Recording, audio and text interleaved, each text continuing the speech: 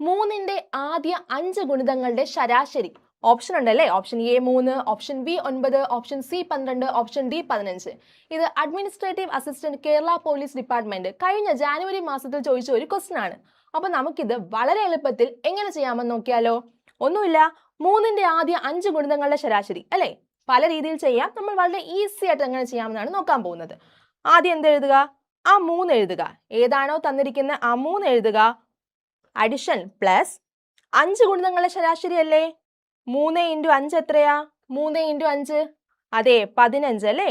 3 × 5 15. ഒന്നുമില്ല, ജസ്റ്റ് ഈ ആൻസറിനെ 2 കൊണ്ട് ഡിവൈഡ് ചെയ്യുക അല്ലെങ്കിൽ 2 കൊണ്ട് ഭാഗിക്കുക. എന്ത് കിട്ടും? 18/2 9. ആൻസർ കിട്ടി. വളരെ എളുപ്പത്തിൽ നമുക്ക് കിട്ടിയല്ലേ. ഓപ്ഷൻ ബി 9 ആണ് ആൻസർ. അപ്പോൾ ഇത്തരം ചോദ്യങ്ങൾ PSC ഒരുപാട് ചോദിക്കുന്നതാണ്. ഒന്നും ചെയ്യാനില്ല, ഒരു ടെൻഷനും ഇല്ല. എന്താണ്? ആദ്യം തന്നിരിക്കുന്ന സംഖ്യ എഴുതുക പ്ലസ് 2 സംഖ്യയല്ലേ, 3ന്റെ ആദ്യ 5 ഗുണിതങ്ങളല്ലേ, ആ 2 സംഖ്യകൾ നമ്മൾ ഇൻറ്റു ചെയ്ത് അത് എഴുതുക. 3 + 15 അതിന്റെ പകുതി എടുക്കുക, അതായത് 18/2 9. ഒരു ക്വസ്റ്റ്യൻ കൂടെ നോക്കിയാലോ. 5ന്റെ ആദ്യത്തെ 7 ഗുണിതങ്ങളുടെ ശരാശരി കണ്ടെത്തുക. 5ന്റെ ആദ്യത്തെ 7 ഗുണിതങ്ങളുടെ ശരാശരി. ഒന്നുമില്ലടാ, ആദ്യം തന്നിരിക്കുന്ന സംഖ്യ എന്താ? 5 അല്ലേ. 5 എഴുതുക. ആ ക്വസ്റ്റ്യനിൽ 2 സംഖ്യകളല്ലേ ഉള്ളൂ, 5ഉം 7ഉം. അതിനെ ഗുണിക്കുക. എത്രയാ? 7 × 5 35 ഭാഗം 2. 35/5 എത്രയാ? 40 അല്ലേ. 40/2 ആൻസർ എത്രയാ? 20. ഓപ്ഷൻ ബി 20 ആണ് ആൻസർ. എത്രയാണ്?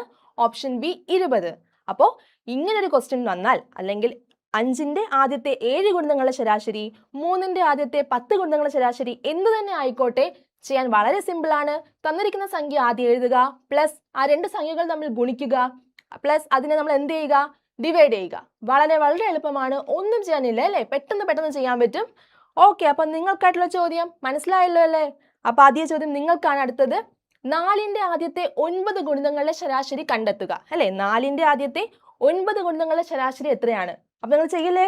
ഞാൻ ഉറപ്പാണ് നിങ്ങൾ ചെയ്യും. ഇതിന്റെ താഴെ കമന്റ് ചെയ്യുമെന്ന് വിശ്വസിക്കുന്നു. അപ്പൊ എല്ലാവരും കമന്റ് ചെയ്യുക. നിങ്ങൾക്ക് മനസ്സിലായിട്ടുണ്ടെന്ന് വിശ്വസിച്ചുകൊണ്ട് നമുക്ക് അടുത്ത ക്വസ്റ്റ്യനുമായി അല്ലെങ്കിൽ അടുത്ത ഒരു ഇതുപോലെ പെട്ടെന്ന് ചെയ്യാനുള്ള ട്രിക്കുമായി നമുക്ക് വീണ്ടും കാണാം. All the best. Thank you.